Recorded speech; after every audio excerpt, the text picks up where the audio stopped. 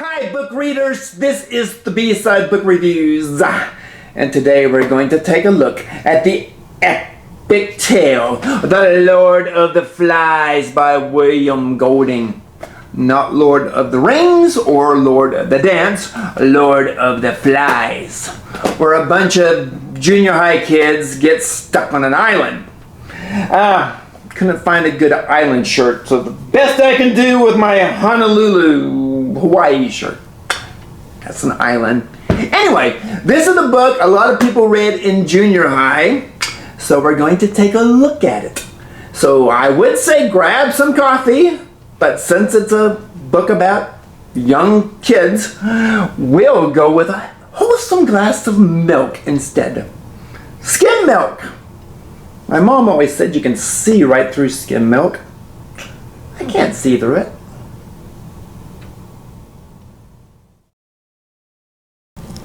Lord of the Flies. Yes, this sounds like the title my wife deserves when one stray fly makes it into our house. She suddenly becomes obsessed with the pesky little creature until the simple beast has been smashed to oblivion. Okay, this isn't the storyline here, but I felt I had to get that out. This is instead the epic tale of a bunch of British tween boys and some young'uns, as they are called, who apparently get stranded on an island. How? Don't have a clue. Where are the adults?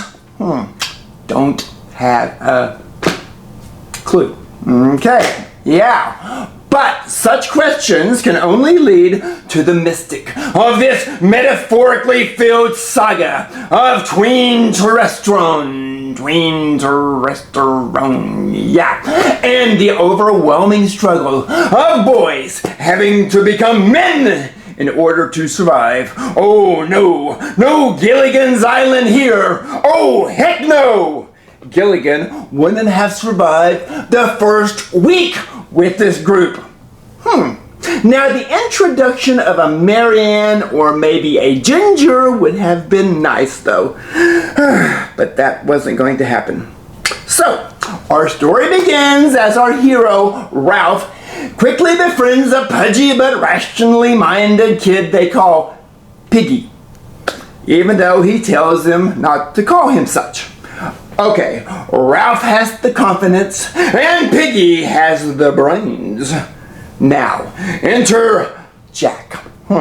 He's kind of a militant guy of the group and has his own little squad with him who he calls the choir. Not sure where they all came from, but apparently they're all part of some kind of a wartime evacuation of sorts.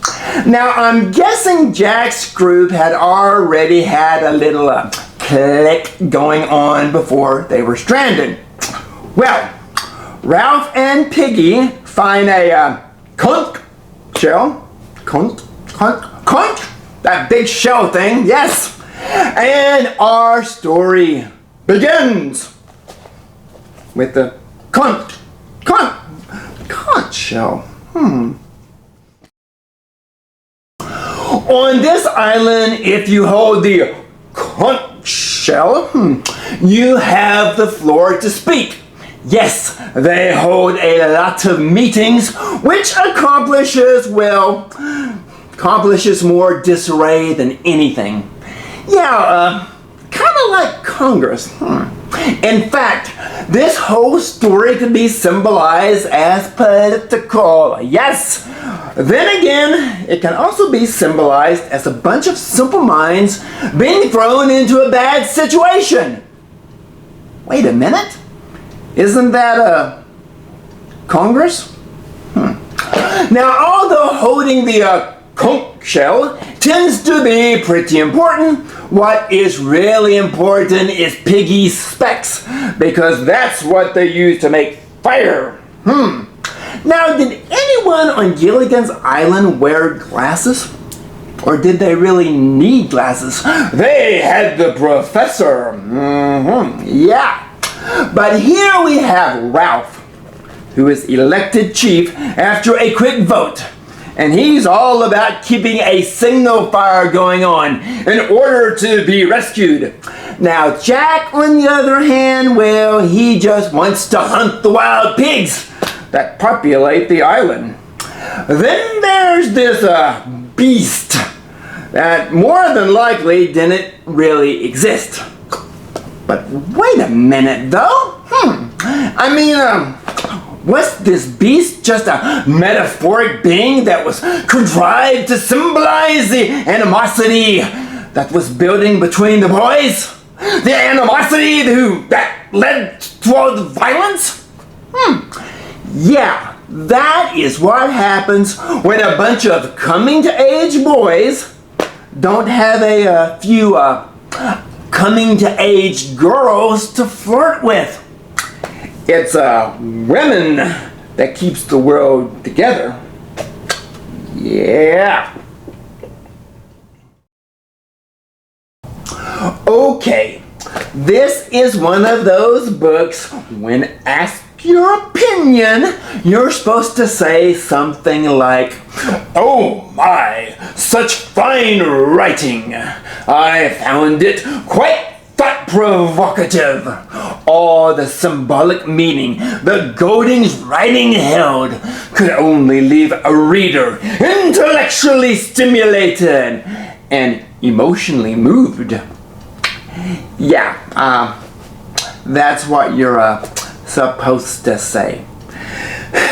In all reality, I found more stimulating entertainment in reading my last electric bill.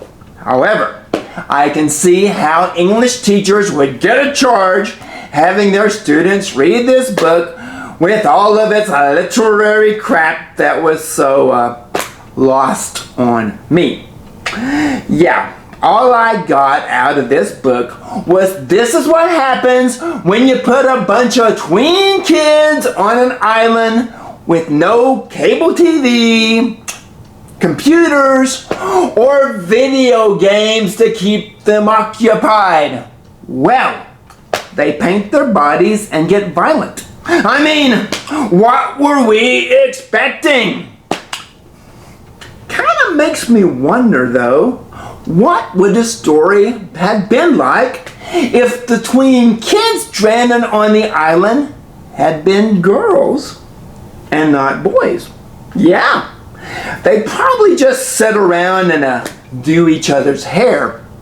And instead of getting violent with sharpened sticks, they probably just start vicious rumors about each other.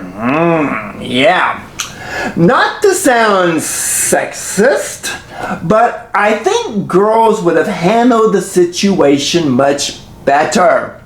Of course, I would have enjoyed our saga much more if the beast they talked about so much was indeed a beast and not some symbolic figure of their preteen imagination. Yeah, I can just see some 15-foot tall, scaly creature that slithers out of the ocean and chases them around the island from time to time. Yeah. I wonder if the book would have been considered such a literary masterpiece then.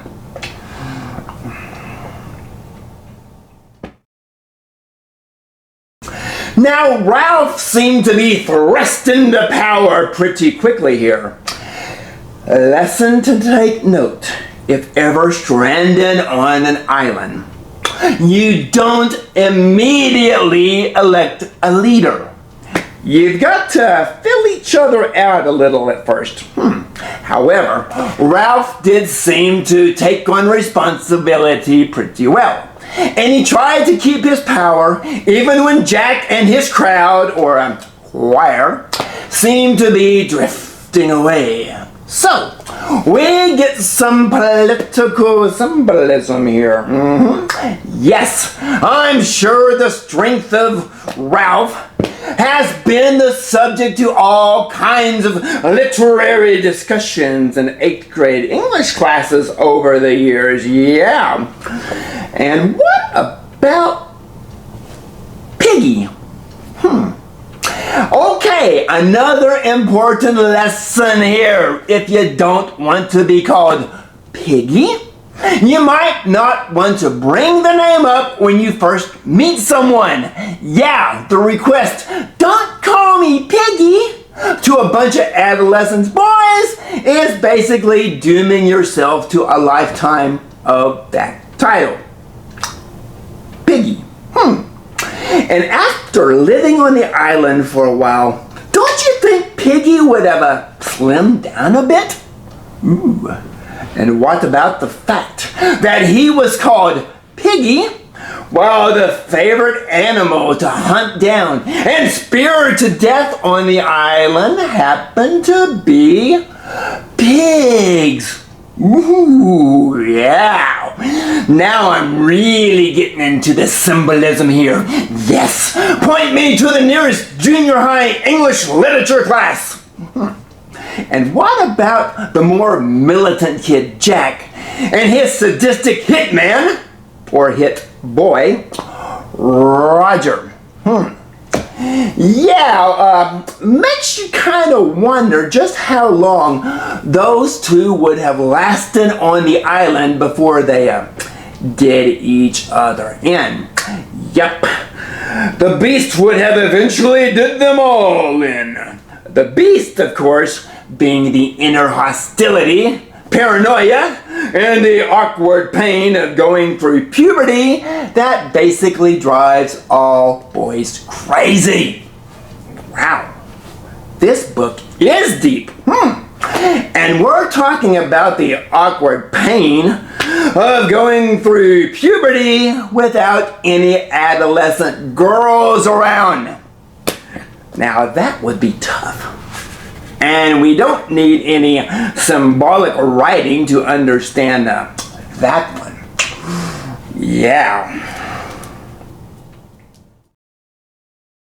Why do I get the feeling that these 202 pages felt like reading 1,000 pages, but had the content of 10? Okay. There were 208 pages, counting the 6 pages of notes that explained to us what we were supposed to be getting out of the 202 pages of this literary bliss. This book came with its own cliff notes. How cool! I could have just read these pages.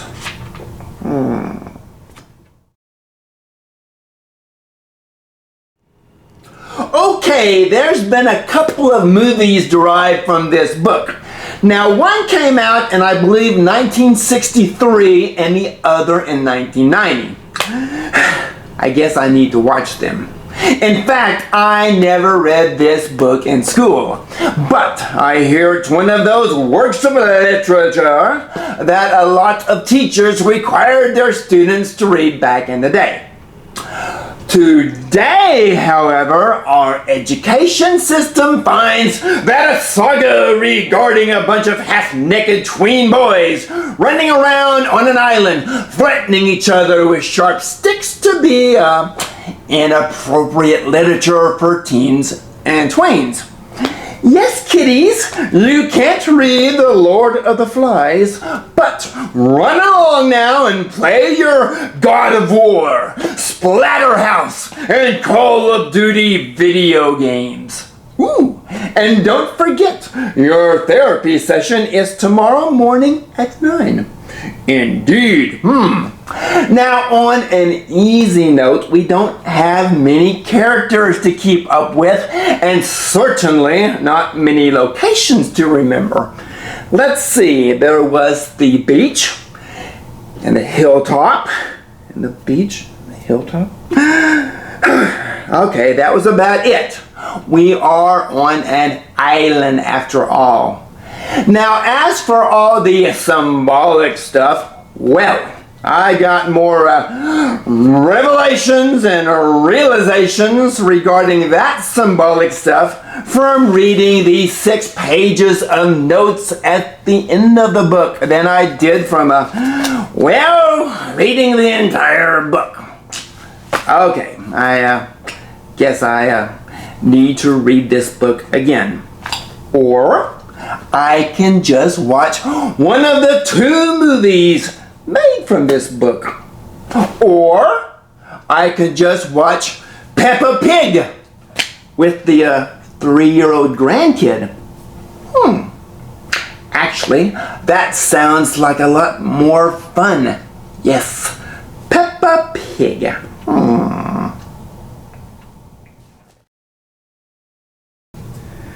Okay, so that was William Golding's Lord of the Flies. Not Lord of the Rings or Lord of the Dance, Lord of the Flies. I'm not so sure I'd really recommend the book, but it's one of those books that most people have already read at one point of their life, so you want to read it just so you can be part of the cool literature crowd, right? Yeah, I bought this copy from my sister-in-law at a garage sale. You'd think she would have given it to me. But then again, can you really put a price on fine literature? Apparently she could.